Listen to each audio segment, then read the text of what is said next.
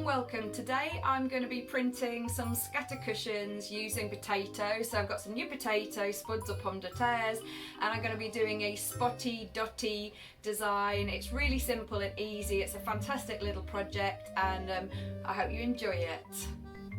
So I've got some little new potatoes. I've got a unserrated knife. You could use a sharper knife than this, but this one's fine. And yeah, I'm just going to cut a few potatoes up, and I'm choosing slightly different size ones so I get a little bit of variation in my print.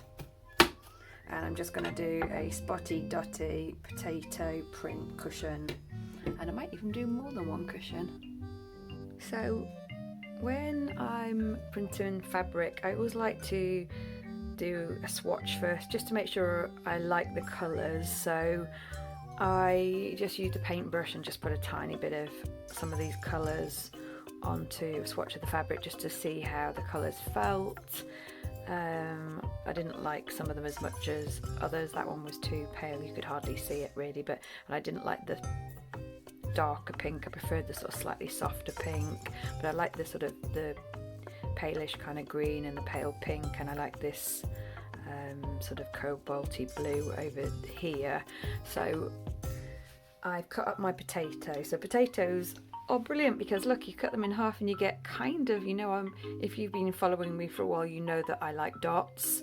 So you got the most amazing dots cutting up new potatoes, and all kind of some wonky kind of shaped dots, which makes it quite interesting.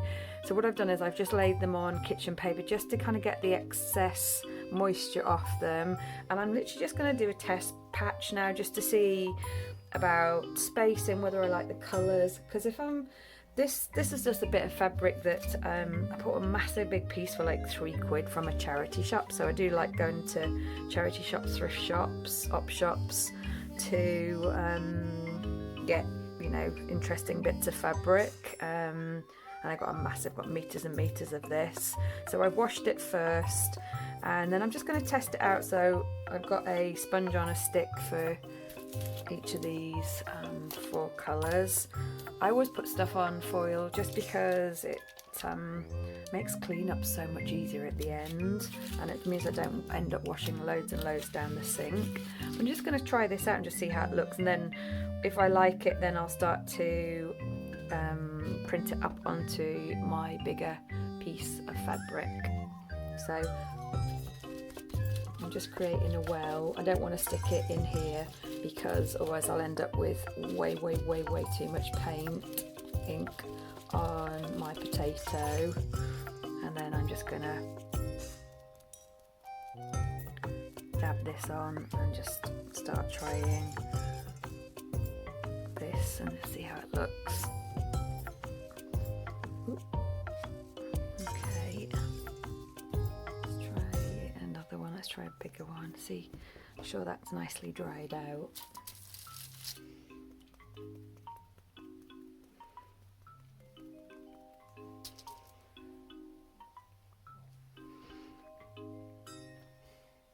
Especially like if you're buying an expensive piece of fabric, you don't want to start printing on it and think, oh god, I don't like the colour. So it's always good to do test swatches and just try stuff out and see how you feel about it before you commit, because it's easy to add a bit of other colour into some of these and just adjust them if necessary.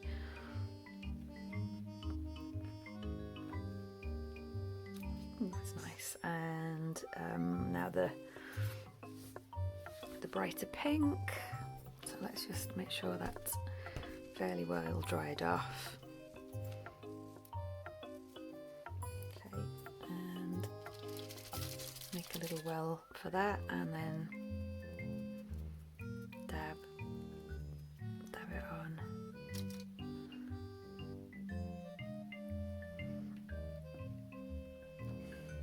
Okay.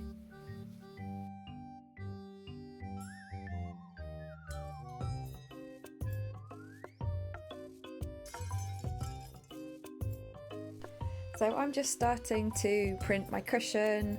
I've worked out my spacing. It's really handy to fold your fabric in half and then half again, so that you kind of got segments, so you kind of got a rough idea of your spacing. So because it's a square cushion, I know I've got 10 along the top, and then I'm going to have 10 down because it's a square.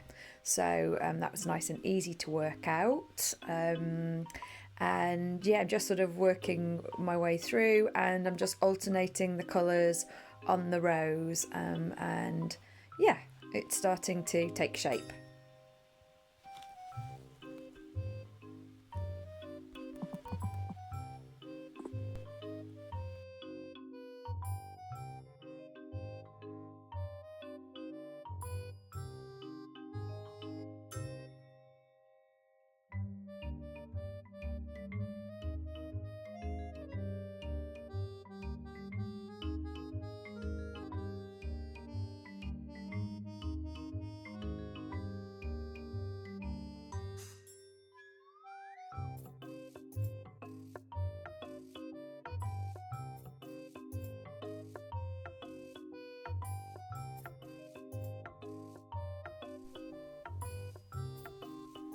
So I am printing another cushion here. I just thought two different ones would look great together.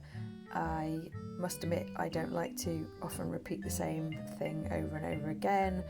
I enjoy designing and I enjoy doing something similar, but I've tried a different way of doing it, if that makes sense. So this one I'm just using two colours, and I'm using the same colour potato this time, so there's less variation in the size, and I'm just kind of randomly applying the paint as I feel I want to. There's no sort of set pattern with this one, but obviously if you wanted to design yours, you could always try them out on paper first, some felt tip pens, some colouring pencils, and just try out how you would want your design to look.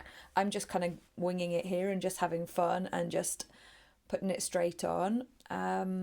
And also just a little thing as well, if you ever have missed a little bit of paint, rather than over printing, so putting more paint onto the potato and then printing over the top of it, it can end up looking a bit sort of thick and gloopy. It's quite hard to get that accurate. What I do is I just have a little bush by the side. If I miss a teeny tiny patch, I just pop a little bit of paint onto my brush and then I just fill in that area. So it gives you a really professional finish then, because it's sometimes like if you're not concentrating, it's really easy to put your ink onto your potato and just miss a tiny bit. So that's just another little tip. So yeah.